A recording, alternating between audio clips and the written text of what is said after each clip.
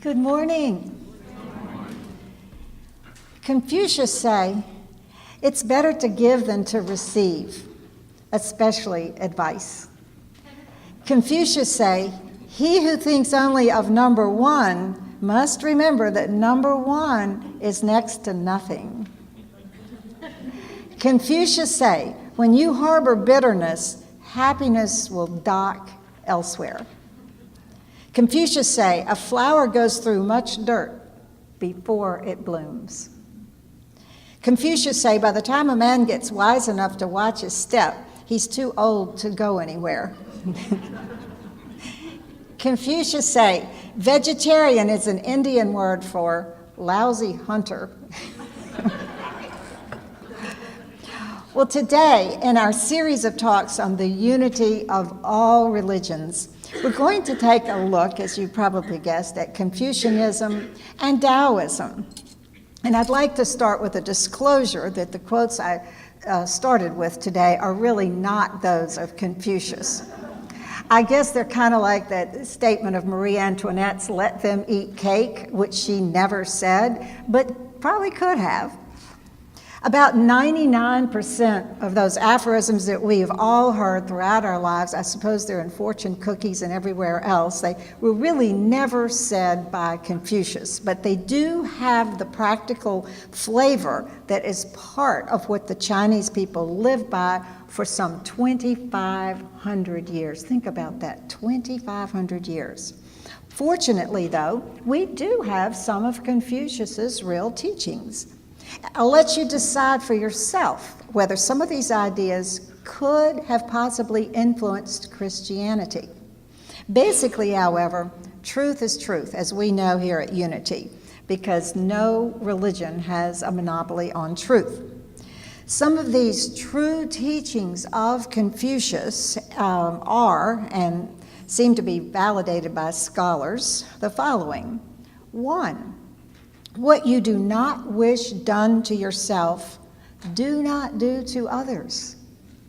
2, when you see someone of worth, and we talked about this in Sunday school today, when you see someone of worth, think how you can emulate that individual and spend time with them. When you see someone unworthy, examine yourself. Look at the things about that person that you feel like are unworthy and see how you might have just a little teeny bit of it in yourself, and that helps you.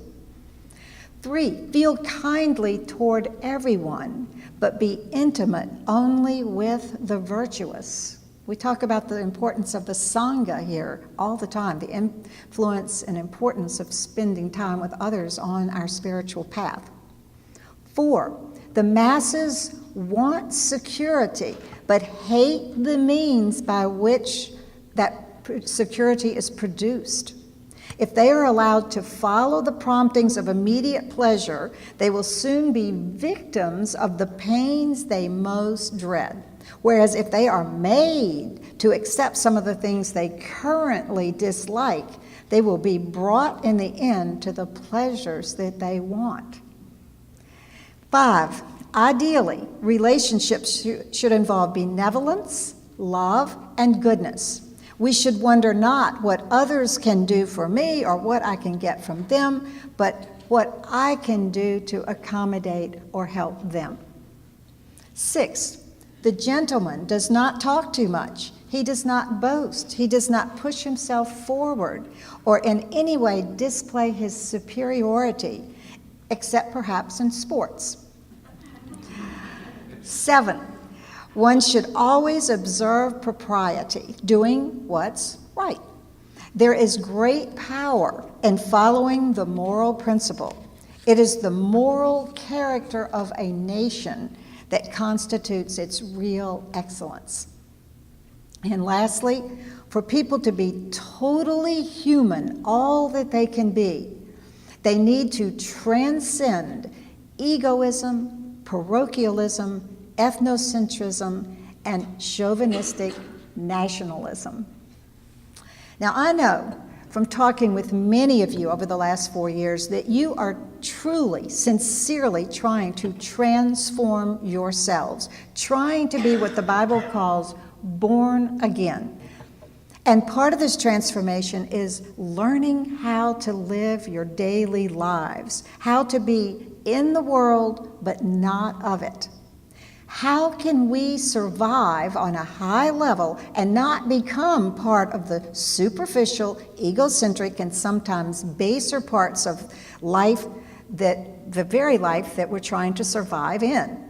How can we be the noble beings, the spiritual beings, the beings who we really are, and not be influenced by the wrong value system, the one that causes chaos, alienation, and suffering for us and everyone around us? How can we really do that?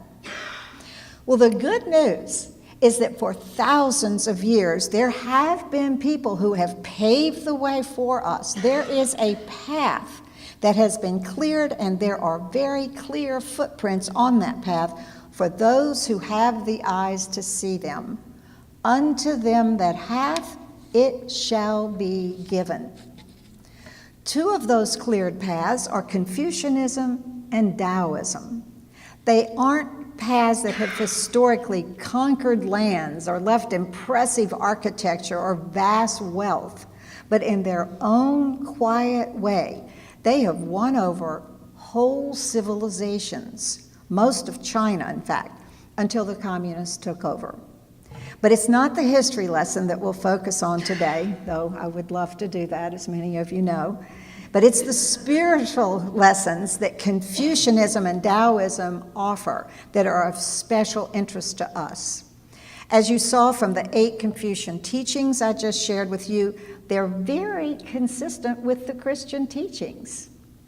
Confucianism and Taoism have a similar flavor to the Westerner. Sometimes they seem like the same thing, but they are quite different. And to the Easterner, they're completely different.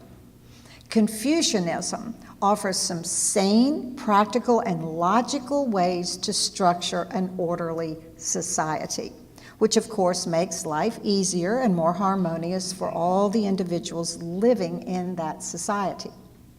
Taoism, by contrast, is more otherworldly. It leans more toward what we call metaphysics. Its concern is bringing heaven to earth. By living in the right way as individuals, they believe that it is possible for us to manifest heaven on earth. Confucianism is more practical. Taoism is more mystical. There was nothing otherworldly about Confucius. He was about how to make society work so that everyone in it would live a better life. And he was all about making sure that every person in that society had a good life, not just the upper classes and the wealthy. He was against the oppressive aristocrats of his day. He felt that riches and honors acquired by unrighteous means meant no more than floating clouds out there. Confucius presented a way to live that was good for everyone. He gave a common sense, practical reason to be noble, helpful, and ethical in all that he taught. He didn't have to terrorize people with fire and brimstone to get them to live right. He simply showed them, as we were talking about in Sunday school today, and the Sunday school downstairs with Bert and Renee, we talked about how important it was in studying the Hindu scriptures and Yogananda, the importance of living right for us, how we can have better lives if we do. And that's what he showed. That's what Confucius showed, how living that righteous life was good for everyone in the society and would help them be the people that they wanted to be, and how it would help them enjoy the life that they wanted to have. Since we're all parts of this society that we live in, what's good for society is good for us, so he thought it was wonderful to show people how to have the perfect society. And from around 400 BC until the early 1900s, the Confucian code of ethics really ran China. When they were conquered, their advanced culture and civilization usually just absorbed their conquerors, much like the French absorbed the Scandinavian conquerors in the 8th century. Confucianism was a code of ethics and a moral imperative that maintained the very stability of China for 2,500 years.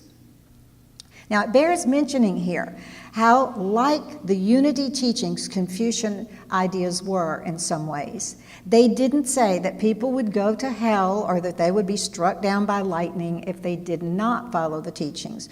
But it was understood that people create a lot of chaos for themselves when they don't live by these time-tested moral imperatives. Easier said than done, right? Of course. When someone steals from us or does some egregious thing toward us in the workplace, our programming pops up the hate, revenge, and the attack card, basically. And we don't really know how to handle it when it hits us. That negativity card just pops up. It's our programming. In the perfect Confucian society, of course, no one would do such an egregious thing or act poorly. But if someone did, the affected party would probably act more wisely than to attack back and then start a small war. And we all know nobody wins a war. Bottom line, Confucianism is about becoming better as individuals and as a society.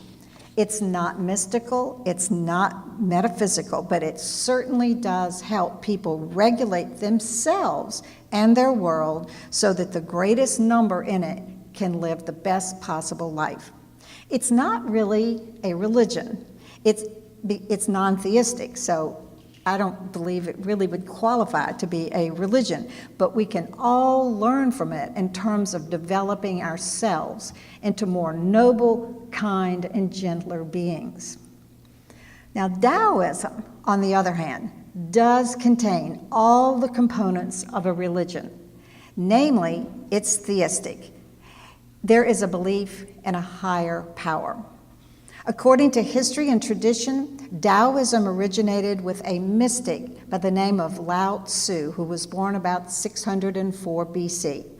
He was a man who is said to have spent much of his life in meditation and solitary reflection. He probably was responsible for writing the book, the Tao Te Ching. Have some of you all read the Tao Te Ching? No? Thank you. We gave 100 copies away about 6 months ago. I hope somebody read it. It means the path or the way. And we always talk about in here the power, the path, the way.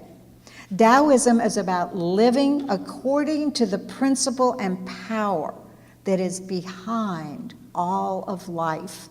As you can see, this parallels the unity idea of there being only one power and one presence in the universe. And we too believe that that power and presence is behind everything and in all of us. Taoists believe that the Tao power, which we call God in the West, is behind all of life and assumes flesh in us, but that it's basically spirit rather than matter, that we are basically spirit manifesting as what we call matter. They also believe that the true way of human life is to merge with this Tao in order to live most fully and most bountifully. In fact, the Tao Te Ching is translated as the way and its power. Most of Taoism is about how to facilitate the flow of this Tao power, or what we would call God power, through human beings, through us. How can we access that power and live by it and have it live our lives? Sounds very much like unity, right? This Tao, which empowers life, is the wisdom that the Taoist wants to embody and live by. The way to do this is to perfect a life of what they call Wu Wei, a life of pure effectiveness and creative quietude. It is the simplicity and freedom that flows from and through us when our private individual egos and conscious efforts yield to a higher power, turning ourselves over to that higher power, the Tao, God. Tao is about gentleness, never forcing, never straining, but effortlessly going through life in harmony with other people and with our environment. The element that comes to mind is water.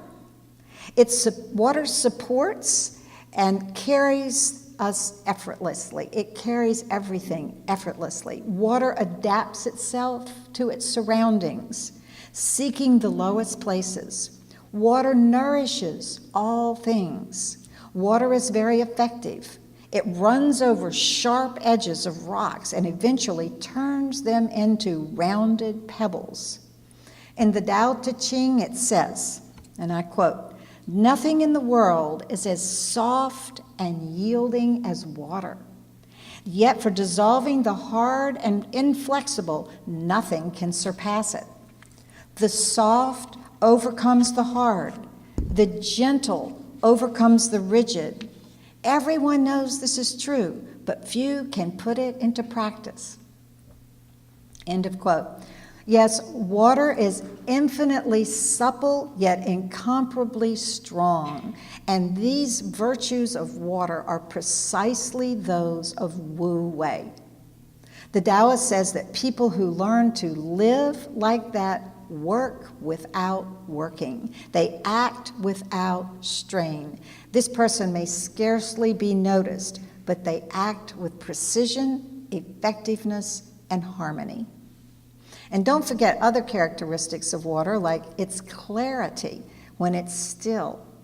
Let muddy water stand and it will clear, says the Tao Te Ching.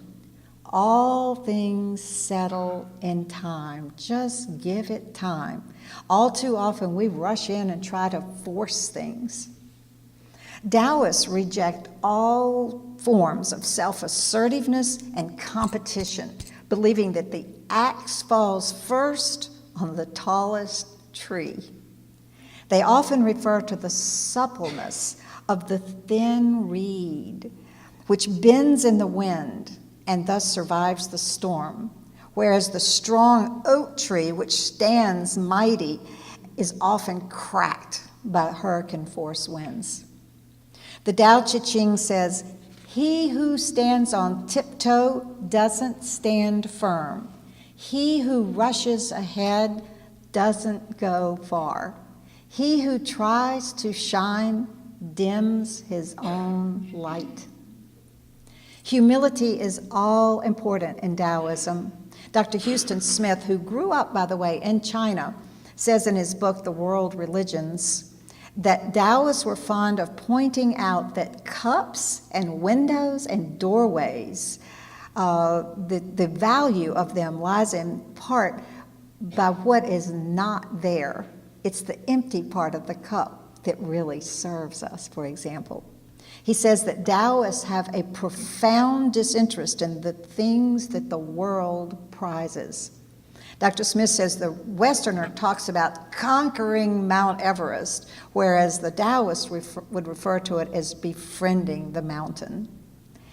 They believe in attunement with nature, not dominating it.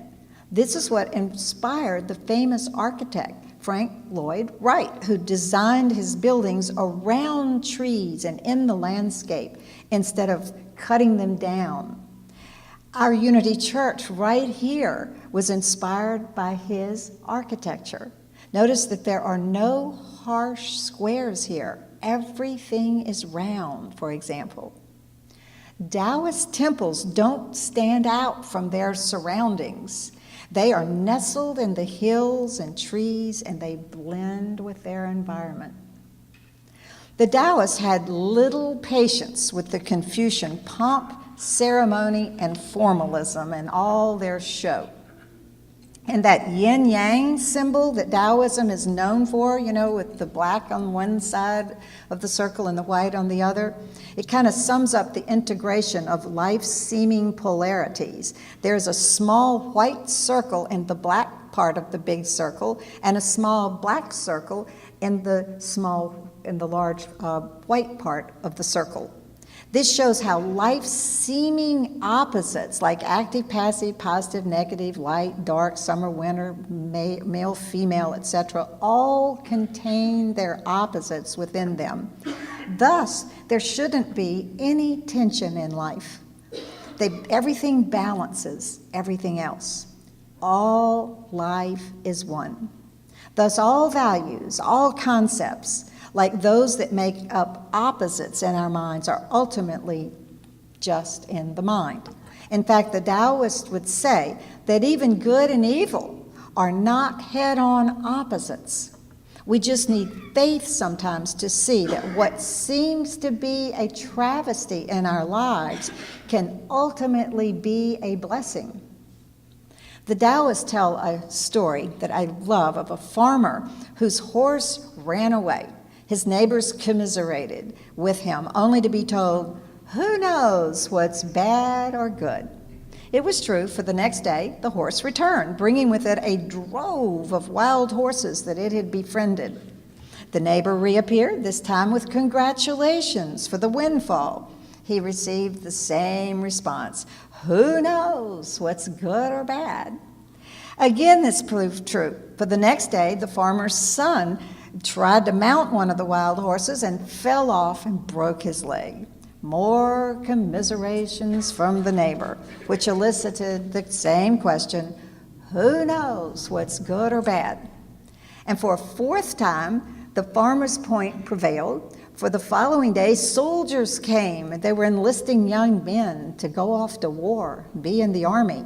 But his son was exempted because of his injury, his broken leg, which probably saved his life. Who knows what's good or bad? We often don't know at the time something happens what is good and what is bad. To sum up, Confucianism emphasizes this life and an individual in it and the individual's social responsibility. Taoism is concerned with the universal power that transcends the human and how we can manifest that power in our lives and through us. In essence, the Confucian tries to make this life harmonious. The Taoist seeks immortality, starting within the present life, trying to bring heaven on earth. Thy kingdom come, thy will be done on earth as it is in heaven. On earth as it is in heaven. Both paths can offer tools that can help us jump paradigms from the ways of the world to a more elevated existence, which will result for us in less stress and suffering and more joy and abundance in all areas of our lives. More tools to help us have life and have it more abundantly. Amen.